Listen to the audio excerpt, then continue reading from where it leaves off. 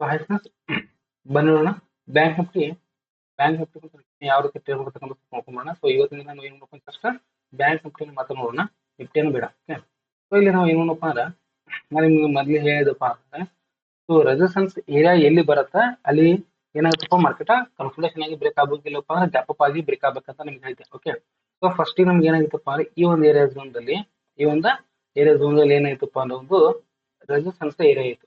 ಹೌದಾ, ಈ ಒಂದು ರೆಸಿಸ್ಟೆನ್ಸ್ ಏರಿಯಾ ಏನಾಯ್ತಪ್ಪ ಮಾರ್ಕೆಟ್ ಒಂದು ಗ್ಯಾಪ್ ಅಪ್ ಫಿಲ್ ಮಾಡ್ಬೇಕಾದ್ರೆ ಫಸ್ಟ್ ಇಲ್ಲಿ ಏನಾಯ್ತಪ್ಪ ಅಂದ್ರೆ ಗ್ಯಾಪ್ ಅಪ್ ಆಗಿ ಇಲ್ಲಿ ಸ್ವಲ್ಪ ಕನ್ಸಲ್ಟೇಷನ್ ಆಗಿ ಆಮೇಲೆ ಸ್ವಲ್ಪ ಇದು ಬ್ರೇಕ್ ಮಾಡಿ ಮೇಲ್ಗಡೆ ಹೋಗಿತ್ತು. ಹೌದಾ, ಸೊ ಅದೇ ರೀತಿಯಾಗಿ ಇಲ್ಲಿನೂ ಕೂಡ ಏನಿದೆಪ್ಪ ಅಂದ್ರೆ ಒಂದು ರೆಸಿಸ್ಟೆನ್ಸ್ ಏರಿಯಾ ಇದೆ.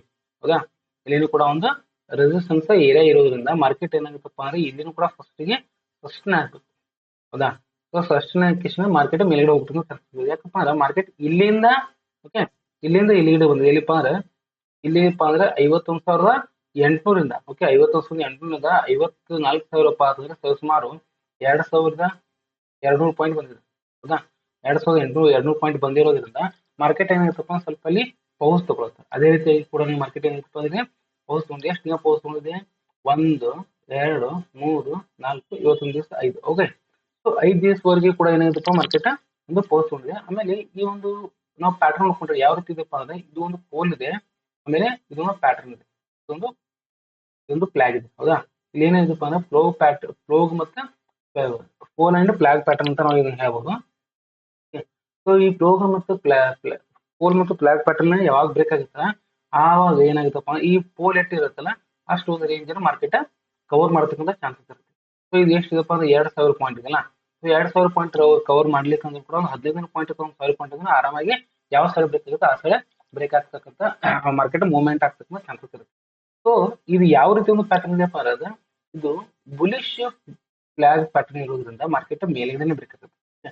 ಕೆಳಗಡೆ ಬ್ರೇಕ್ ಆದ್ರೂ ಕೂಡ ಕೆಳಗಡೆ ಇಲ್ಲಿವರೆಗೂ ಬಂದ ತಕ್ಷಣ ಮತ್ತೆ ಇಲ್ಲಿ ಇಲ್ಲ ಇರ್ತಕ್ಕಂಥ ಸ್ಟಾಪ್ ಲಾಸ್ ಮಾಡ್ಕೊಂಡು ಮತ್ತೆ ಮೇಲ್ಗಡೆ ಹೋಯ್ತಪ್ಪ ಅಂದ್ರೆ ತುಂಬಾ ಸ್ಪೀಡ್ ಆಗಿ ಮಾರ್ಕೆಟ್ ಹೋಗ್ತಕ್ಕಂಥ ಚಾನ್ಸಸ್ ಇರುತ್ತೆ. ಅಥವಾ ಇಲ್ಲಿಂದ ಬ್ರೇಕ್ ಆಯ್ತಪ್ಪ ಅಂದ್ರೆ ಈ ಒಂದೇನು ಏರಿಯಾ ಇದೆ, ಈ ಒಂದೇನು ಕ್ಯಾಂಡಲ್ ಇದೆಲ್ಲ, ಈ ಕ್ಯಾಂಡಲ್ ಹೈ ಏನಾದ್ರು ಬ್ರೇಕ್ ಮಾಡ್ಕೊಂಡ್ರೆ ಮಾರ್ಕೆಟ್ ಸಡನ್ ಆಗಿ ಎಲ್ಲಿ ತನಕ ಹೋಗ್ಬೋದಪ್ಪ ಅಂದ್ರೆ ಈ ಒಂದು ಏರಿಯಾ ತನಕ ಸ್ಪೀಡ್ ಆಗಿ ಹೋಗ್ತಕ್ಕಂಥ ಚಾನ್ಸಸ್ ಇರುತ್ತೆ. ಯಾಕಪ್ಪ ಅಂದ್ರೆ ಇಲ್ಲಿ ಕನ್ಸಲ್ಟೇಷನ್ ಆಗಿದೆ. ಯಾವಾಗ ಕನ್ಸಲ್ಟೇಷನ್ ಆಗುತ್ತೆ ಅಲ್ಲಿವರೆಗೆ ಅವಾಗ ಏನಾಗುತ್ತಪ್ಪ ಅಂದ್ರೆ ಇಲ್ಲಿ ಆರ್ಡರ್ ಬುಕ್ಕಿಂಗ್ ಫಿಲ್ ಆಗ್ತಾ ಇರುತ್ತೆ. ಓಕೆ, ಆರ್ಡರ್ ಬುಕ್ಕಿಂಗ್ ಫಿಲ್ ಆಗ್ತಾ ಇರುತ್ತೆ. ಯಾಕಪ್ಪ ಅಂದ್ರೆ ದೊಡ್ಡ ದೊಡ್ಡ ಸ್ಟಾಕ್ ಮಾರ್ಕೆಟ್ ಟ್ರೇಡರ್ಸ್ ಏನ್ ಮಾಡ್ಬೇಕಪ್ಪ ಅಂದ್ರೆ ಲಿಮಿಟ್ ಆರ್ಡರ್ ಇಟ್ಕೊಂಡು ನಾವು ಟ್ರೇಡ್ ಮಾಡೋದ್ರಿಂದ ಅಲ್ಲಿ ಇರ್ತಕ್ಕಂಥ ಎಲ್ಲ ಲಿಮಿಟ್ ಆರ್ಡರ್ಗಳನ್ನ ಅವರು ಫಿಲ್ ಅಪ್ ಮಾಡ್ತಿರ್ತಾರೆ. ಅದಕ್ಕಾಗಿ ಏನಾಗುತ್ತಪ್ಪ ಅಂದ್ರೆ ಇಲ್ಲಿ ಮಾರ್ಕೆಟ್ ಸ್ವಲ್ಪ ಕನ್ಸಲ್ಟೇಷನ್ ಆಗ್ತಕ್ಕಂಥ ಚಾನ್ಸ್ ಇರುತ್ತೆ. ನಾವು ಇದನ್ನ 50 ಮಿನಿಟ್ಸ್ ಟೈಮ್ ಫ್ರೇಮ್ ನೋಡ್ಕೊಂಡ್ರೆ ಸ್ವಲ್ಪ 50 ಮಿನಿಟ್ಸ್ ಟೈಮ್ ಫ್ರೇಮ್ ನೋಡ್ಕೊಂಡ್ರೆ ಇದು ನೋಡ್ರಿ ಮಾರ್ಕೆಟ್ ಫಸ್ಟಿಗೆ ಮೇಲ್ಗಡೆ ಹೋಗಿದೆ. ಹೌದಾ, ಮೇಲ್ಗಡೆ ಹೋಗಿ ಆಮೇಲೆ ಏನಾಗಿದೆಪ್ಪ ಅಂದ್ರೆ ಇಲ್ಲಿ ಕಂಟಿನ್ಯೂಸ್ ಸಸ್ಟೈನ್ ಆಗಿದೆ. ಓಕೆ, ಸಸ್ಟೈನ್ ಆಗಿದೆ. ಎಷ್ಟು ದಿವಸ 5 ದಿವಸ ಅಂತ ಹೇಳಿದೆ. ಓಕೆ, 5 ದಿವಸ ಕಂಟಿನ್ಯೂಸ್ ಸಸ್ಟೈನ್ ಆಗಿರೋದ್ರಿಂದ ಇಲ್ಲಿ ಏನಿದೆಪ್ಪ ಅಂದ್ರೆ ಫಸ್ಟಿಗೆ ಇಲ್ಲಿ ಮೇಲ್ಗಡೆ ಇರ್ತಕ್ಕಂಥದ್ದು ಆಮೇಲೆ ಕೆಳಗಡೆ ಇರ್ತಕ್ಕಂಥದ್ದು ಏನಿದೆಯಲ್ಲ ಇದು ಕೆಳಗಡೆ ಇರ್ತಕ್ಕಂಥದ್ದು ಸಪೋರ್ಟ್. ಓಕೆ, ಮೇಲ್ಗಡೆ ಇರ್ತಕ್ಕಂಥದ್ದು ಏನಪ್ಪಾ ಅಂತಂದ್ರೆ ರೆಸಿಸ್ಟೆನ್ಸ್ ಇದೆ. ಮತ್ತೆ ಆಮೇಲೆ ಇಲ್ಲಿ ಇರ್ತಕ್ಕಂಥದ್ದು ಏನಿದೆ ಇದೊಂದು ಲಿಕ್ವಿಡಿಟಿ ಝೋನ್ ಇದೆ. ಹೌದಾ, ಈ ಒಂದು ಏರಿಯಾದಲ್ಲಿ ಬಂದಾಗ ಏನಾಗುತ್ತಪ್ಪ ಮಾರ್ಕೆಟ್ ಕೆಳಗಡೆ ಬರುತ್ತಾ ಮತ್ತೆ ಏನಾಗುತ್ತಪ್ಪ ಅಂದ್ರೆ ಲಿಕ್ವಿಡಿಟಿ ಕ್ರಿಯೇಟ್ ಮಾಡ್ಕೊಂಡು ಸ್ಟಾಪ್ ಲಾಸ್ ನೋಡ್ಕೊಂಡು ಮತ್ತೆ ಮಾರ್ಕೆಟ್ ಮೇಲೆ ಹೋಗ್ತಕ್ಕಂಥ ಚಾನ್ಸಸ್ ಇರುತ್ತೆ. ಈ ಒಂದು ಎಲ್ಲಿವರೆಗೂ ಈ ಒಂದು ರೇಂಜ್ ಬ್ರೇಕ್ ಮಾಡಂಗಿಲ್ಲ, ಈ ಒಂದು ರೇಂಜ್ ಬ್ರೇಕ್ ಮಾಡಂಗಿಲ್ಲ ಅಲ್ಲಿವರೆಗೂ ಏನಾಗ್ತದಪ್ಪ ಅಂದ್ರೆ ಮಾರ್ಕೆಟ್ ಏನಾದ್ರು ಕೂಡ ಬುಲಿಶ್ ಅಲ್ಲಿ ನಾವು ಹೇಳ್ಬೋದು ಅಂತ ನಾವು ಹೇಳ್ಬೋದು. ಓಕೆ, ಆಮೇಲೆ ಇದು ಬ್ರೇಕ್ ಆದ್ರೂ ಕೂಡ ಏನಾಗುತ್ತಪ್ಪ ನೆಕ್ಸ್ಟ್ ನಮಗೆ ಬುಲಿಶ್ ಆರ್ಡರ್ ಇಲ್ಲಿ ಇರುತ್ತಪ್ಪ 53,000 ಹೋಗ್ತಿದ್ರೆ ಮಾರ್ಕೆಟ್ ನಿಲ್ತಕ್ಕಂಥ ಚಾನ್ಸಸ್ ಇರುತ್ತೆ. ಆಮೇಲೆ ಇಲ್ಲಿ ಏನಪ್ಪಾ ಅಂದ್ರೆ ಟ್ರೆಂಡ್ ಲೈನ್ಸ್ ನೋಡ್ರಿ, ಸ್ವಲ್ಪ ಟ್ರೆಂಡ್ ಲೈನ್ಸ್ ಬಂದಿವೆ ಇಲ್ಲಿ.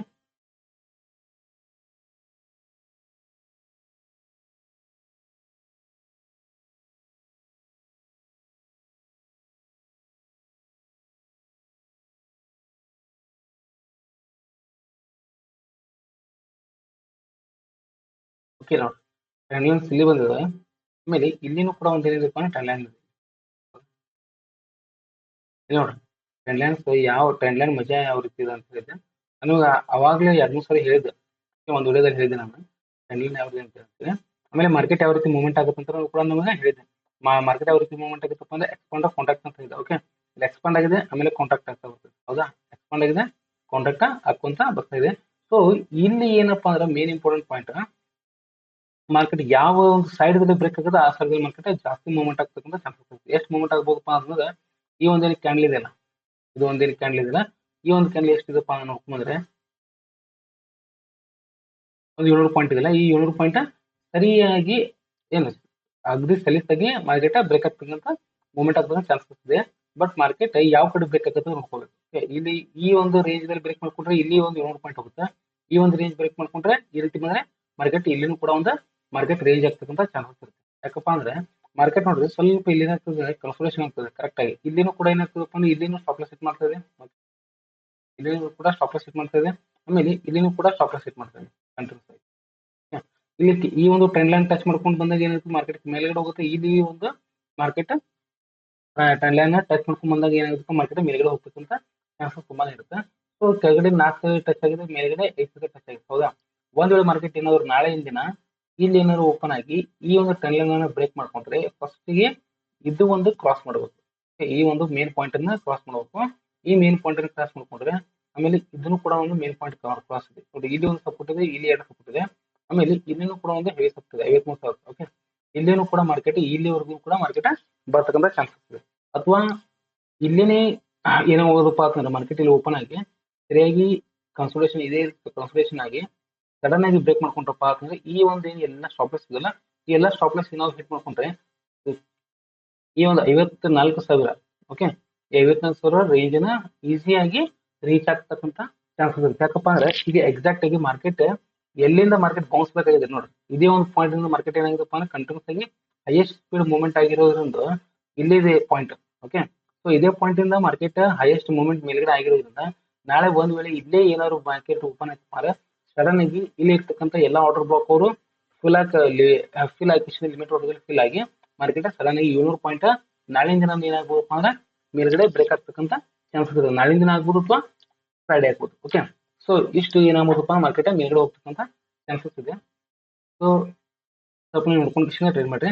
ಆಮೇಲೆ ಮಾರ್ಕೆಟ್ ಏನಾದ್ರು ಇಲ್ಲಿ ಏನಾದ್ರು ಓಪನ್ ಆಯ್ತಪ್ಪ, ಈ ಒಂದು ಮಾರ್ಕೆಟ್ ಅಲ್ಲಿ ಓಪನ್ ಆಯ್ತಪ್ಪ, ಇಲ್ಲಿ ಏನಾದಪ್ಪ ಅಂದ್ರೆ ರೆಸಿಸ್ಟೆನ್ಸ್ ಏರಿಯಾ ಇರೋದ್ರಿಂದ ಮಾರ್ಕೆಟ್ ಏನಾಯ್ತಪ್ಪ ಇಲ್ಲಿ ಫಸ್ಟ್ ಕೆಳಗಡೆ ಬರುತ್ತಾ, ಕೆಳಗಡೆ ಬಂದ ಕಿಶನ್ ಸ್ವಲ್ಪ ಒಂದು ಏನಾದ್ರು ಡಬಲ್ ಪ್ಯಾಟರ್ನ್ ಮಾಡ್ಕೊಂಡು ಅಥವಾ ಹೆಣ್ಣು ಶೋಲ್ಡರ್ ಪ್ಯಾಟರ್ನ್ ಮಾಡ್ಕೊಂಡು ಈ ರೀತಿ ಬ್ರೇಕ್ ಮಾಡ್ಕೊಂಡ್ರೆ ತುಂಬಾನೇ ಸ್ಪೀಡ್ ಆಗಿ ಮಾರ್ಕೆಟ್ ಹೋಗ್ತಕ್ಕಂಥ ಚಾನ್ಸಸ್ ಅಲ್ಲಿ ಇರುತ್ತೆ. ಓಕೆ, ಸೊ ನಾಳೆ ದಿನ ಏನ್ ಮಾಡ್ರಪ್ಪ ಅಂದ್ರೆ ಈ ಒಂದು ಪ್ಯಾಟರ್ನ್ ಅನ್ನು ನೋಡ್ಕೊಂಡು ಸ್ವಲ್ಪ ಬ್ಯಾಕ್ ಟೆಸ್ಟ್ ಮಾಡ್ಕೊಂಡು ಕಿಶನ್ ಟ್ರೇಡ್ ಮಾಡೋದ್ರಿಂದ ನಿಮ್ಗೆ ತುಂಬಾನೇ ಈಸಿ ಆಗುತ್ತೆ ಅಂತ ನಾನು ಹೇಳೋದು. ಓಕೆ, ಸ್ವಲ್ಪ ನೋಡ್ಕೋರಿ ಈ ಪ್ಯಾಟರ್ನ್ ನೋಡ್ಕೊಂಡು ಕಿಶನ್ ನಾಳೆ ದಿನ ನೀವು ಟ್ರೇಡ್ ಮಾಡಿ. Okay, thank you.